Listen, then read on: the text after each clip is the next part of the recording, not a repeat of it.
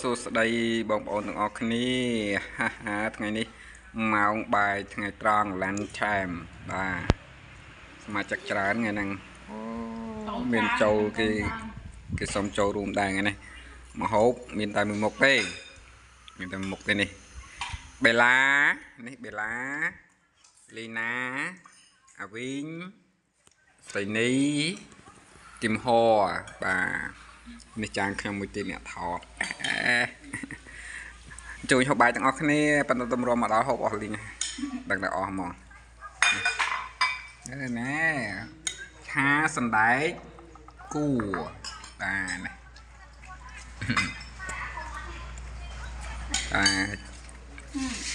ញ៉ាំមើលនំគ្នាញ៉ាំលឿនមើលញ៉ាំសាច់ញ៉ាំតែនៅសម្លក់សម្លឹងដាក់គ្នាចង់យីបាទសូមអរគុណបាទជម្រាបលាទាំងអស់គ្នា